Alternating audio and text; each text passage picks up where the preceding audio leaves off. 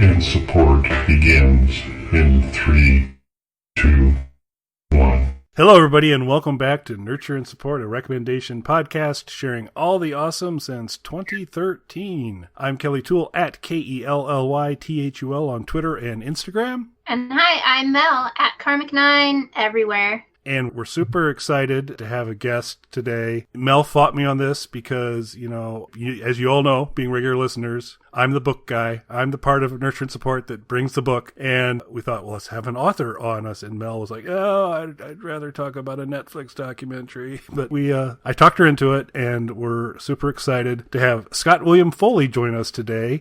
Scott, why don't you say hello to folks and let them know how they can connect with you on social media? Hi, everyone. Well, thanks so much for having me on. And you can find me on Twitter with SW Foley. And I have my own website called scottwilliamfoley.com.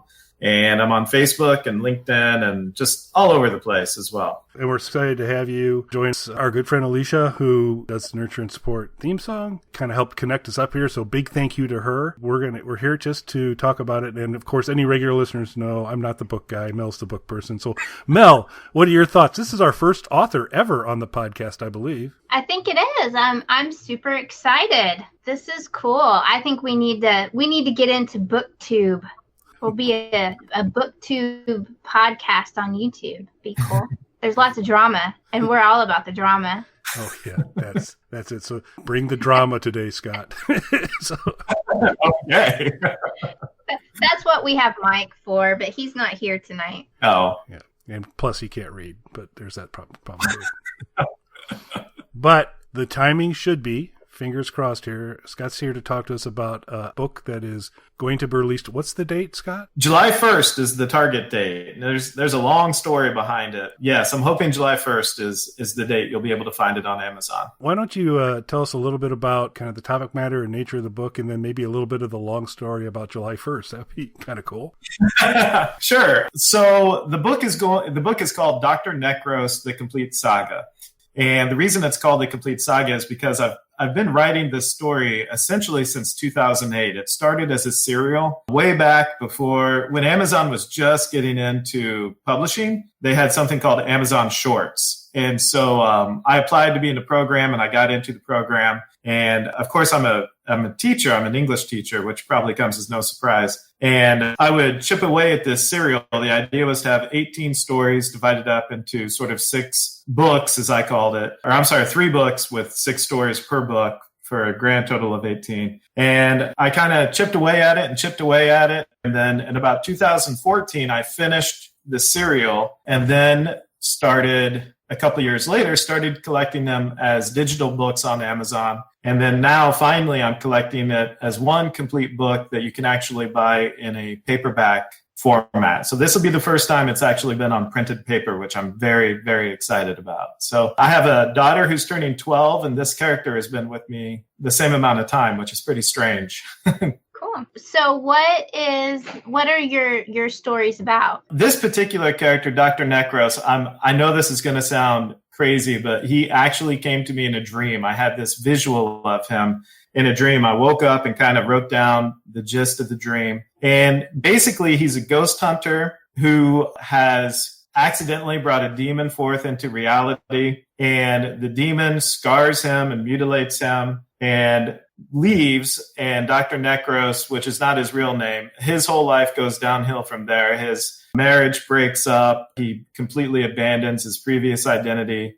He stops paying taxes. He's found himself a haunted car, Packard from the 1930s, and he rides around in this haunted car in search of this demon. But what he doesn't know is that he's not hunting the demon is actually hunting him. And the demon has managed to infiltrate Dr. Necros' personal life that he himself abandoned, and is plotting his revenge against the character. That sounds really, really interesting. Yeah.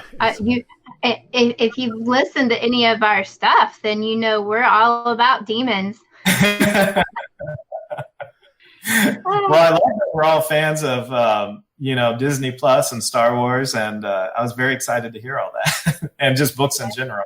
Yeah, we're just a bunch of nerds over here. I can relate. No worries. Yeah, and I'm familiar about, being haunted by a demon, the aforementioned Mike earlier. On the I have to meet this Mike. I've heard a lot about Mike. yes, So yes, he's you're okay. You're probably so. During various periods of time, Mel's in a very unique internet access location and kind of the DMZ between industry and a big city, where it's like a dead spot for her ability to get internet reliable is it's challenging at times. So one of the times where she had a run there, we wanted to kind of keep the mojo going. So Mike and I began to fill in for a few nurturance supports with a different podcast, a much different podcast, and so that's Mike. But he's actually a good guy. He was actually the mayor of Hell, Michigan for a day recently, and so that's the kind of thing Mike does. So he was the king of hell. Is that what you just said? He was the mayor. Okay. Yeah. So we have a long storied history with demons and haunted things. So, and I seem to have a lot of book recommendations that involve necromancers. So, nice. Right up our alley. When you say you have experience with demons and hauntings, are you talking about just in terms of your literature or in real life? We're talking about Mike. It's Mike. Okay. I thought Mike should be here to defend himself. No, that's better this way. Okay, he'll pay Kelly back the next time they get together. Yeah, and oddly enough, Mel will be unscathed. It'll be. That's right. I don't know how that works out, but it does. It's because I'm the good one here. Yeah, something like that. No, it's because I'm so far away. See. Yes, as Scott, as you were describing kind of the path of this book, I was going, man, Mel's got to be just super excited because this sounds like wheelhouse material 100% for her. So, oh, great. Yeah, this is the kind of stuff that is my normal reading material. I try to branch out to a bunch of different into different genres, but this is my core genre that I stick with. So. Well, yeah, I write in a lot of different genres, but sort of the fantasy / magical realism is really where I feel deeply comfortable. I like stories that are 95% realistic, but I always like to have a little 5% fantasy in there at least. So I understand where you're coming from. Yeah. So how long have you been writing in general? Not just this story, but pursuing this. So I told you guys I'm an English teacher, right? Yep, Indeed. Okay, so I am your cliched English teacher who is also a writer in his basement writing stories after the kids go to bed and whatnot. I decided I wanted to try to write a novel my last semester of college, my senior year of college, and I met with my mom and dad, who I'm very fortunate. They paid for my college. So that was awesome. I met with them and I said, Mom and Dad, when I graduate from college, I don't want to go get a job. I want to write a novel. And they were supportive, but they were not super happy to hear this after paying for my college education. And so they said, well, we'll make you a deal. Since you have your teaching degree, why don't you substitute teach during the day and you can write your novel at night? And I happened to graduate in December, so it actually worked out really well. So every college graduate's dream, I moved back home. I lived in my parents' basement, and I substitute taught during the day. And then at night, I would work on this novel. And this was right at the year 2000. So it was January, just as the millennium turned. And so I got the novel written, and I thought, it'll get picked up and I'll become a professional writer, and this is how it's all going to work out for me. And that's not how it worked out, but life has been pretty good to me. But I found ways to publish my work anyway. And as the internet has become more and more prevalent, I just publish at my own website now as well. A lot of my short stories people can read for free just at my website. So this Dr. Necros book on Amazon is something that I think I like personally to have hard copies of books. I like to hold them in my hand and smell the paper. I don't like reading off of screens a whole lot. And so I'm excited that this has given me the opportunity to have a book published in actual paper format. But I've used other companies since about 2005. I used a company called iUniverse to publish a few books, but they were really expensive. It was self-publishing essentially. And so this deal with Amazon actually doesn't cost me anything other than time. So this is perfect for me. Basically, I'm an independent writer, which is self-published writer. And it's really strange when you say self-published writer, everybody kind of, gives you stink face. But everybody loves like indie musicians and indie filmmakers. Nobody loves indie writers. It's strange. Yeah.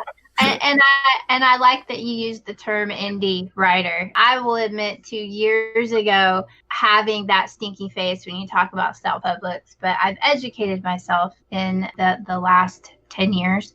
And I read a lot of what would be indie writers. So if anybody follows the hashtags on Twitter, writers don't get paid what a lot of people think they get paid.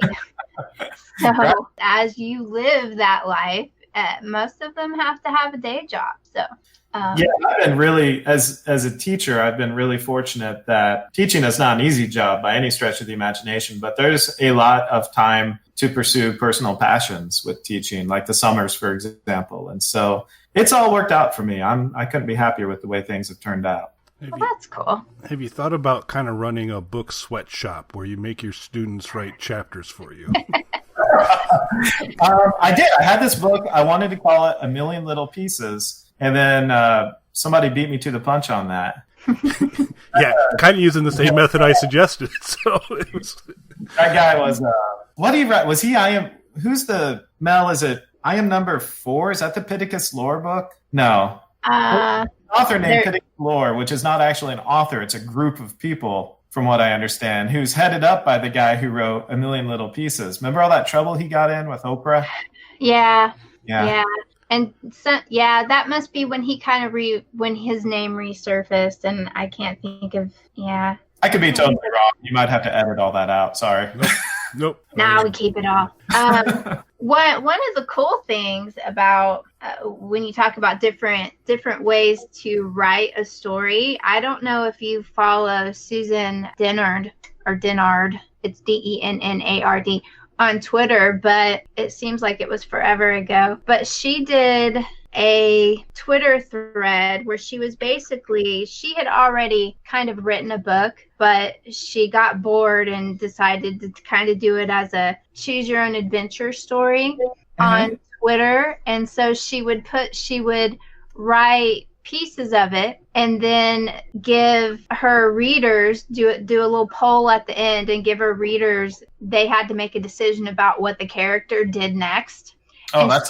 She kept that going for I want to say it was over 3 months to tell that story, because of course it was a book in YA. And so all of the people following it, including me, we were all trying to get the little heroine together with the guy, and we kept making the wrong decision and everybody would get dead and she'd have to start us over again. And anyway, it was really, really, really fun. So that was kind of a crowdsourced novel. She told one act of the story that way. And that's a story that she's still trying to get published, to get it picked up. But I'm pretty sure it got so popular on Twitter that somebody has probably signed for that book. But I love it when I hear stories about authors who are discovered because they just became so popular online. Yeah. And I think The Martian started out like that, if I'm not mistaken. That was a self-pubbed book first. I read it. I read it before it got reworked and reissued. It was cool. That's a nice little thing for you to be able to say. I read The Martian before it was cool. Yeah. So I'm one of those people that got to make it cool before. That's cool. Before it got famous. And the amazing thing about living in these times is that anybody can be an author if they want. If they're willing to put in the time. It's easier to publish today than it's ever been in the history of humanity. And so there's a way to have your work read in today's world, one way or the other, if you're willing to get it out there. Yeah, it just takes so much work. It does. It takes a lot of work. Yeah. Yeah, you have to be creative. So, I like to read. I gave up on the hope of writing anything decades ago, but I do like to read. So I feel that I'm just a supporter of all those writers out there. And I follow so many on Twitter. I'm thankful for Twitter. I know Twitter can not be a not very fun place sometimes, but I'm eternally grateful to Twitter for exposing me to a bunch of writers that I never would have discovered without Twitter being around. So it's really cool. One of back when Sci-Fi did the Saturday night movies that we spoofed, that's how Kelly and I and Mike and everybody originally kind of got together. We used to snark Saturday night sci-fi movies on Twitter. Really? Some of my authors that I started reading actually were people who were snarking those movies with us. And that's how I found out, hey, she's written a book. I've got to go read that. That is amazing. So you guys met via Twitter when you were... Yes, we did, because it was back, as Mel said, back in the days where Sci-Fi would put these, horrific movies on. Piranhaconda. Sharktopus. This is because Sharknado is a little too mainstream for the sci-fi stuff. Bigfoot, Whalewolf versus, I think it was Whalewolf versus Sharktopus, I believe was the and so they all featured the world's worst special effects. Typically not the greatest acting in the world. Ice spiders. That one was actually kind of fun. I liked ice spiders. Yeah. Well, and then Big Ass Spider was. Oh, also, that was wonderful. God, I wish they would make a sequel to that one. I know, and he was. But if you have not seen Big Ass Spiders, we're gonna have to find a way for you to watch that. Was that the name of the movie, Big Ass Spider? Yep. Yes. Yeah. Yes. No. Yeah, and it was a guy. We actually had the writer and director on one of our podcasts because it's, again, power of Twitter, in that you have these connections, and all of a sudden, because we were into it big time, and we ended up getting like the actresses from Three-Headed Shark Attack and Sand Sharks and Piranhaconda to all come on the podcast at various times to talk. That's awesome. But this Big Ass Spider, and I think, Mel, you mentioned it to begin with, the first 3 minutes of the intro is actually some of the best cinema ever. It's a really cool intro. But the guy that wrote it, he knew the people that liked these kind of movies that were really bad, and he says, I'm going to write one that touches all the bases, the kinds of things that I know people will go nuts for on this. And he did an excellent job. And it is, I don't know what it's on right now from a streaming standpoint, but it is worth a watch. The characters are funny. It's a super movie. Yeah, it's got Greg Grunberg in it, and it's hilarious. I mean, it is one of the best bad movies, quote unquote bad movies that you'll ever watch. It's phenomenal. I think it was on Netflix. It is. But I haven't looked lately. It is currently on Tubi, available free on Tubi. So that would be if you've got a Roku or something like that to pick up a streaming channel. The Tubi streaming channel apparently currently has Big Ass Spider on it, so check that out. Was this in the early days of Twitter? Was this like 2008, 2010, or? So I'd say probably 11 and 12. Would you say 10, 11, and 12? Mel, that seem about right? Yeah, that sounds about right. Because particularly for these movies, the cast were heavily accessible. They were, and so they would live tweet along with you, which was actually really cool.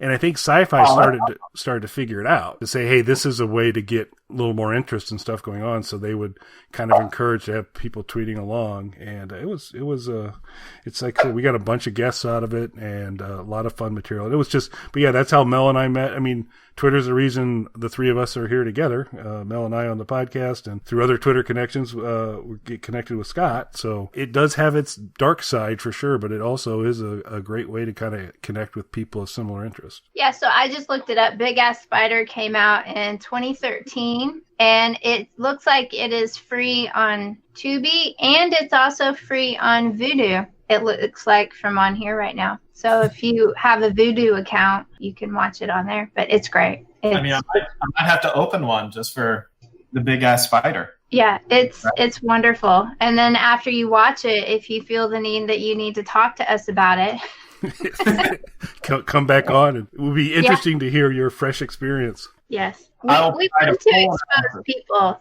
to get new people to watch our bad movies. Great. Mel, you knew I was going to do this. And if you do happen to watch Piranhaconda, pay particular attention to the eggs, because there were 2 physical prop eggs for Piranhaconda. One sank, they filmed it in Hawaii. One sank in the bay of somewhere in there. And the other one's at my house. So... Well, I remember you saying you were kind of interested in props personally. Do you collect props? Not really. I mean, I just when I lucked out, again, Twitter was the engine for that. But once they announced there was a movie called Piranhaconda, part snake, part piranha, all killer, I was hooked. And I was just, there's a countdown, and I was super excited. I was on Twitter all the time talking about it. And then the night of the show, we're all tweeting along, and all of a sudden I get a DM from the Sci-Fi Twitter account saying, "Hey, congratulations, you've won the prop egg from Piranhaconda. Where do we mail it?" Oh, that's awesome. So it was, and you scored something, Mel, right? For a different movie. Let's see. I still have it right here. What movie was it for? Yeah, I got I don't remember the name of the movie. I'm really bad right now. It was one of the actors' scientist tags that they wore. is what I won. But see, this was a huge thing back when Sci-Fi actually put these movies on Saturday night. They would run contests for all of us people that were watching them, and pretty much everybody in our group at one point or another won something from the tweet along. So it was really cool, and I wish they'd go back to doing that. But Piranhaconda was produced by Roger Corman also, and it's on Tubi for free too, so you need to watch Piranhaconda. Doesn't Piranhaconda be the summer hit of pop music? I mean, that just has such a great ring to it. It actually had a good song in there too, didn't it, Kelly? I think the intro was the kind of theme music for Piranhaconda was pretty good. I don't know if it was a hit, but it was awesome. It was good. Yeah. No, it did. Yeah, we're really letting our nerd flags fly here. But that's our origin story of where we all got together, is the power of Twitter. So we're really grateful. I'm always grateful to the people that I quote unquote meet through Twitter. So because I live in the middle of nowhere, so I can't meet people any other way than on Twitter. Yeah. Yes. Well, like you said, I mean, the social media certainly has an ugly side to it, but I think it also does an awful lot of good throughout the whole world, just bringing people together and showing other people, different walks of life. And I think it does more good than bad, for sure. Yeah. Yeah. And you can all in how you use it. Yep. And you can block a lot of the bad. You can't get all of it, but you can. Right. You can somewhat control your experience if you don't go to Twitter. Have you guys gotten into Twitter fights with people? Oh, Kelly's a better person than I am. Kelly doesn't really get into a bunch of Twitter fights. I don't really either, but I'm pretty opinionated on Twitter. So. You don't have any fear of people coming to your house because you live out in the middle of nowhere. Yeah, if they're brave enough to wander out here, then more power to them. Yeah. But actually, now that you mention it, one, I'm not a nice person, and two, I do have one long-standing Twitter fight, and that's with Sean Schick, and Sean's a jerk. In fact, I'll DM you later, Scott, Sean's Twitter handle, and feel free to shoot him a tweet sometime saying, "Hey, I hear you're a jerk," and hashtag jerk wars, and he will know the source of the information. I probably will not do that. I'm going to be honest. Wait, you can do a search on jerk wars, and you'll see the interaction. But he is a jerk. Oh, okay. So. Well, I've noticed that fight has died down since he's moved into your neighborhood. Yeah, it took a little of the steam out because it's like because it was easier when you lived across the country. Yes, when he was in California, it was easier to drop those. But now I can, if I had a slightly better arm, I could hit his house with a baseball. He's not very far away at all. I think about that a lot. So wait a minute. First of all, I don't know if you're really in a beef with this guy or not, but how did he end up right across the street from you? So it's a fake fight. We both know it's a fake fight, but we both find creative ways to call each other jerks. And so I thought when you called his name out on air, it probably wasn't super real. Yeah, no, Sean is a great guy. Yeah. He's been on the show before, and he does like to participate in jerk wars. Yep. And I've still been waiting for all the drone footage. They also both have drones. Yeah. Yeah. So that's where the escalation is likely going to come from. so we'll sort that out. But so Sean originally worked in Bloomington, and I worked with him some, and that's where we got to know each other and kindred spirits in a lot of ways. Then he went out to California for a while and was working out there, and that's really when Jerk Wars was at its height from there. But then recently he's returned to it, and as he mentioned he was moving back into town, I was like, oh, that's really cool. Where are you moving to? And he gave me his address. I said, oh, that's like really close to my house. That's 300 steps away. So, wow. So, what a coincidence. Yeah, definitely. Yeah. But he's a jerk. Anyway. So what I would be interested in hearing, Scott, is so you've talked a lot about the independent author approach.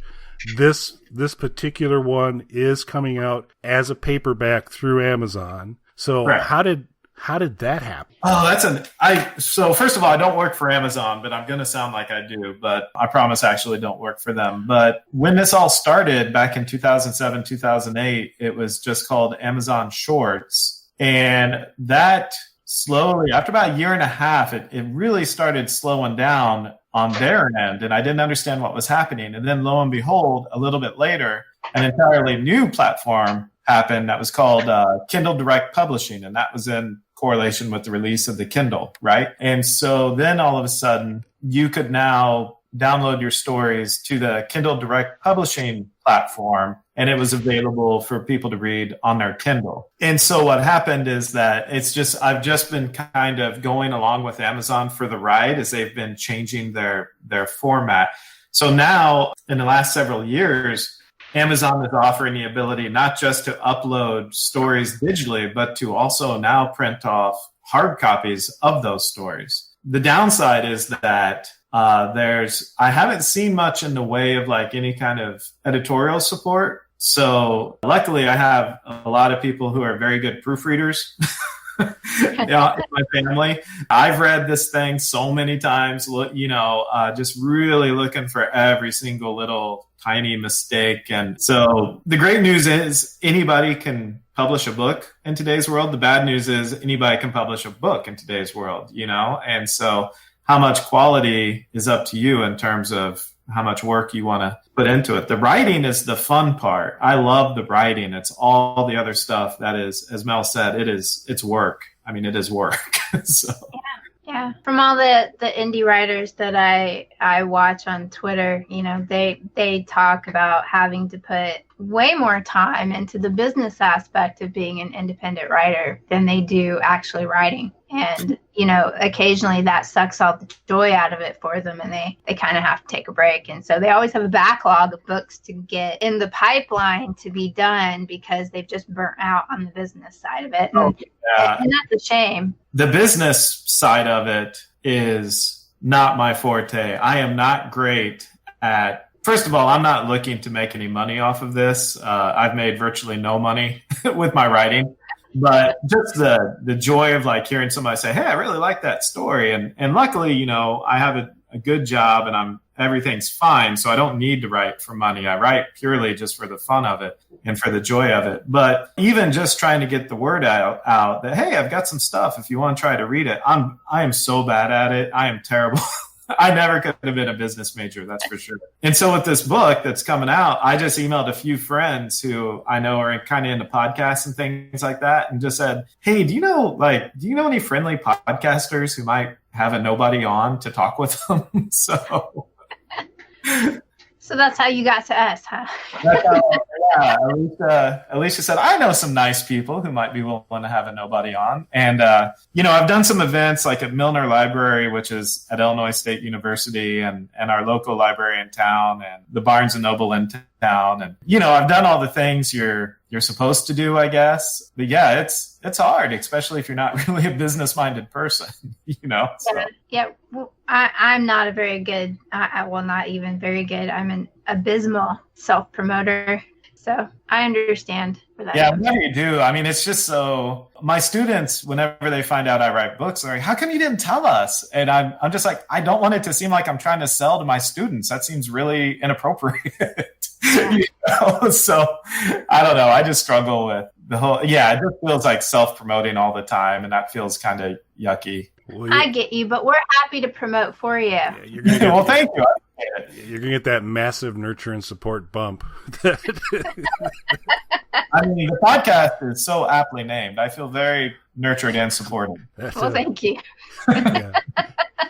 There are times it's perhaps more ironic than accurate, but this is one of the times. Anything else for this week? Right now, I have my homepage set to just I publish short stories almost weekly, just flash fiction, little 1,000-word short stories.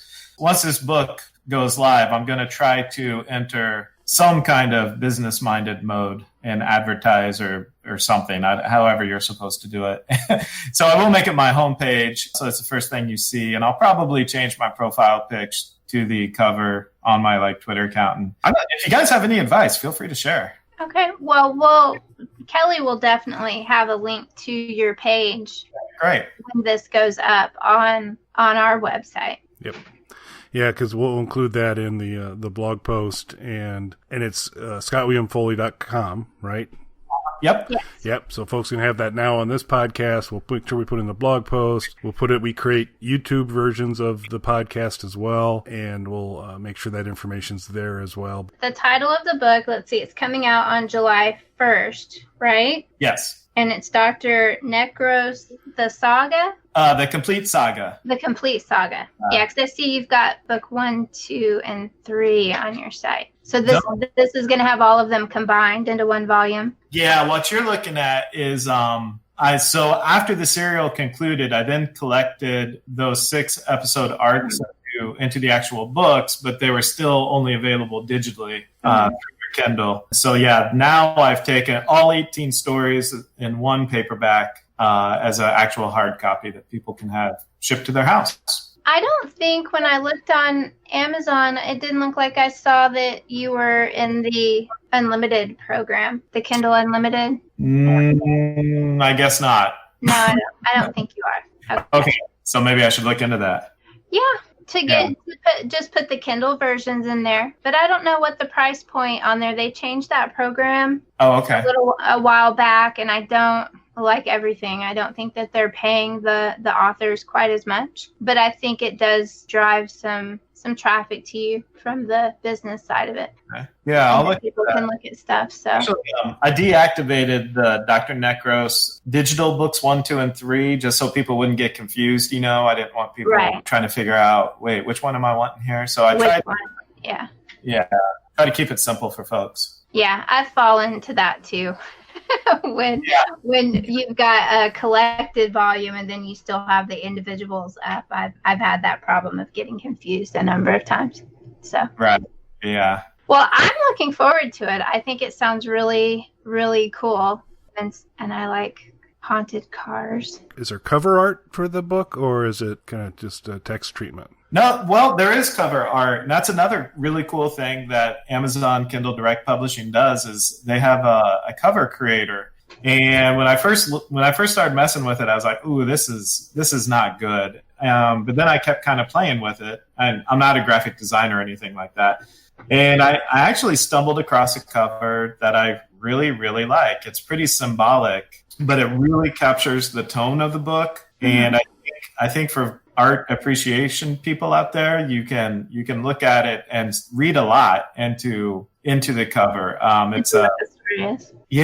When you finish the book, you'll look at that cover, and I think you'll start seeing a lot of connections. Or maybe I'm just way too close to the story and that's just me. Yeah, I'm excited with the cover that ended up. It's just kind of a happy accident. And, once again, kind of on your own with this program, as far as I know, the Kindle Direct Publishing program. And so you kind of play around with it and mess around and get it to where you want it. But the beautiful thing is there's no editorial interference. This is, for better or for worse, this is my story through and through, Yeah.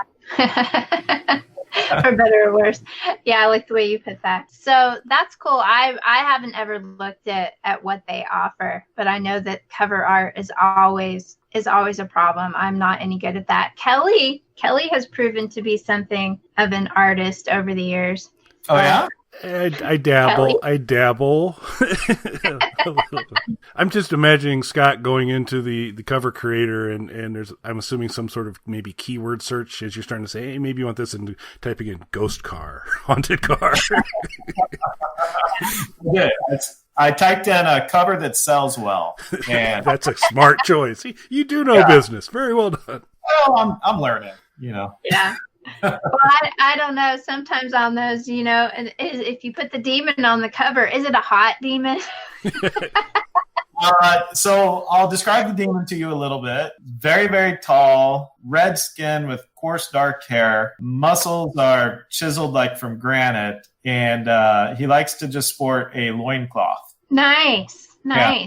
Oh, I know a whole subset of book Twitter who's all over that, man. When I say all that out loud, it sounds really dirty. And that's the subset of book Twitter I'm There talking you go.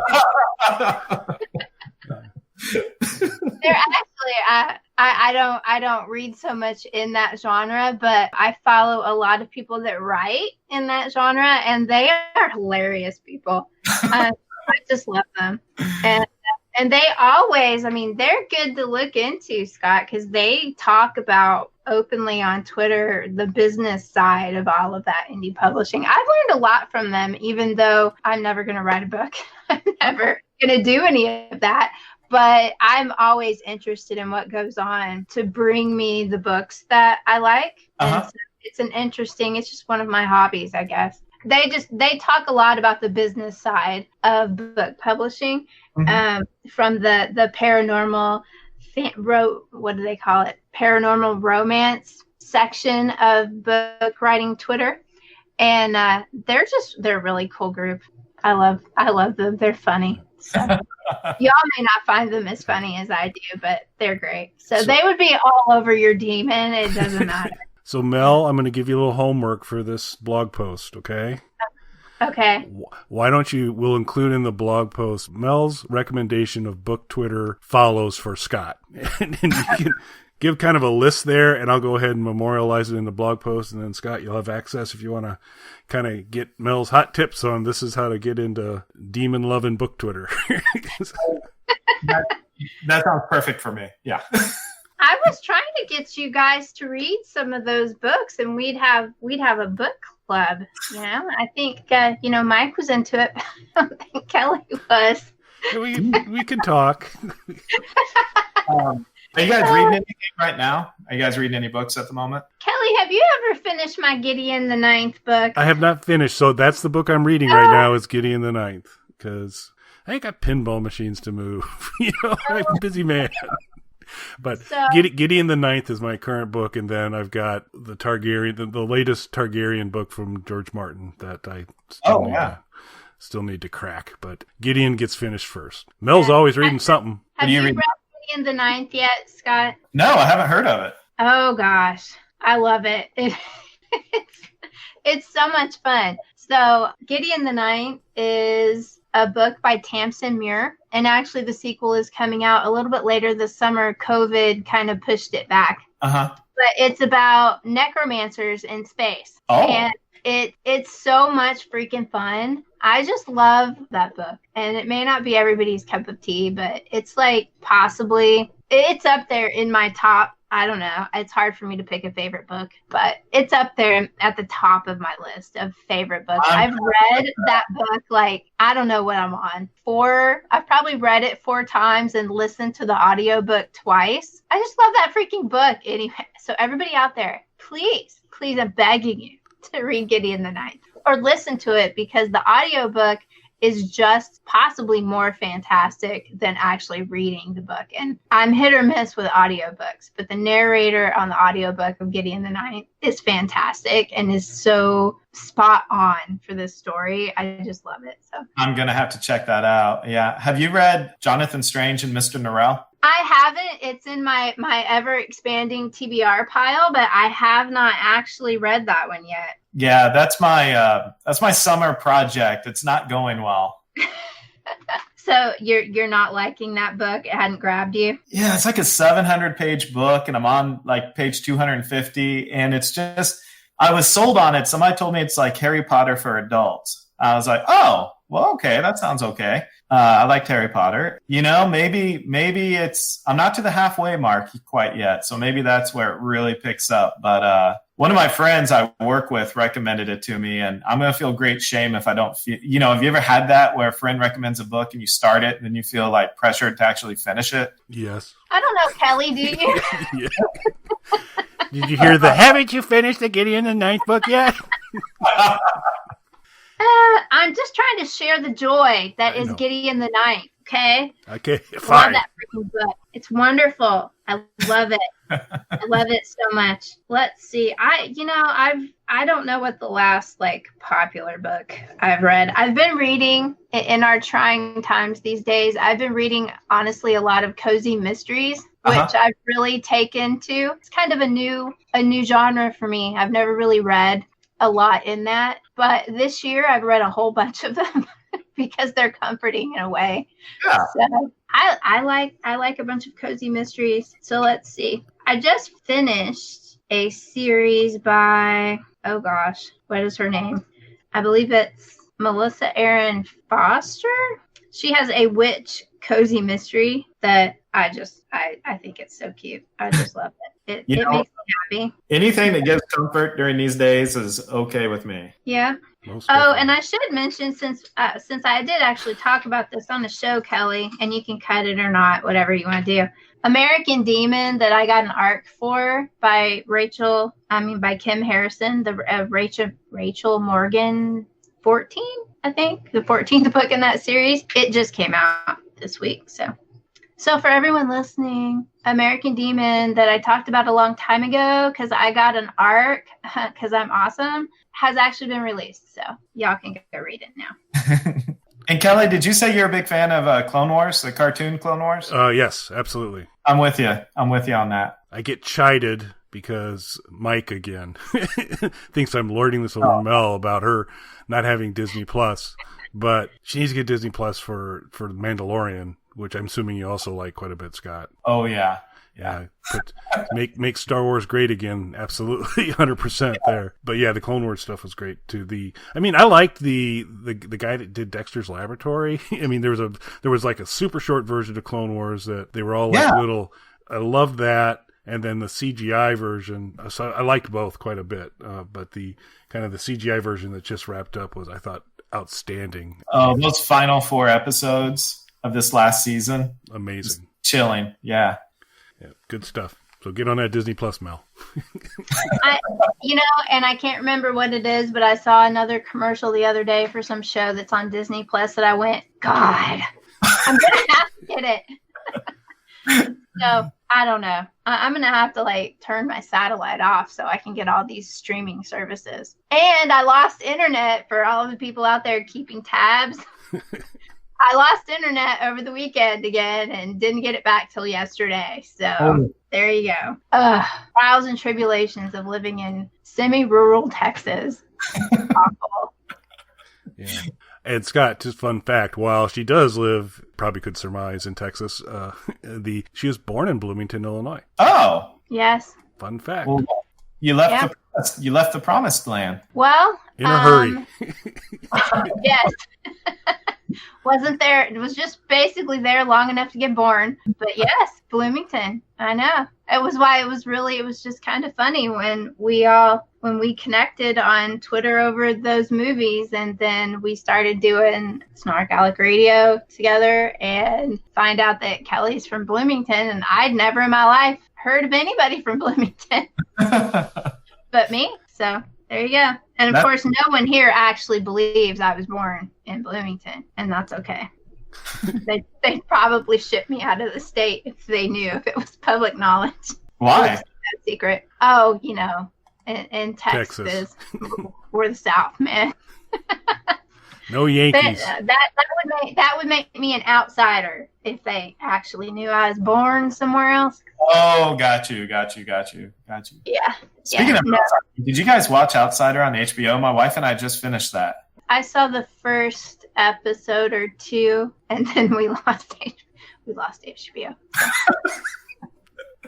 Incredible series. Just I'll leave it at that. Incredible. Yeah. But I'm sorry, I'm stretching this out. My apologies. Oh, no problem at all. Yeah, because Mel mentioned Snarkalec Radio. Back in the day, our first series of recordings and video stuff and all was on a show that would run on average, 2 to 3 hours weekly. It was a thing. So we've gotten better over time. Well, Scott, it was awesome to have you on. We highly encourage you to watch Big Ass Spider and come back on, and so you can share your Big Ass Spider experience with us. we can relive it. Gives us a reason to watch it again too. I mean, how am I going to deny an invitation back on that condition? I will make sure I watch it just so I can come back again. Oh, I think you're always welcome to come back. Most definitely. And we'll get everything kind of hooked up and ready to go, and I think we'll kind of coordinate this around release date so we can kind of point to all your material. And it was fantastic to have you on, super interesting, and definitely want to have you back. You guys are so nice thank you so much. I appreciate this. I know you were taking a risk, not really knowing me, so just very generous. I appreciate it. Oh, we appreciate you coming on. We always like to meet new people that share our specialty interests. I should say. Unique set of interests. Yes, Excellent. and if we can get you to watch some B movies, all the more better. There you go. Awesome. All right, well, then we're going to wrap it up for this week. So thanks for listening, everybody. Bye. Thank you. You can contact us on our website, nurtureandsupport.net, or email us at nurtandsupp@gmail.com. That's NURTANDSUPP@gmail.com, or tweet us at nurtandsupp on Twitter. You can also catch Nurture and Support on YouTube. Nurturing and supporting. Done it.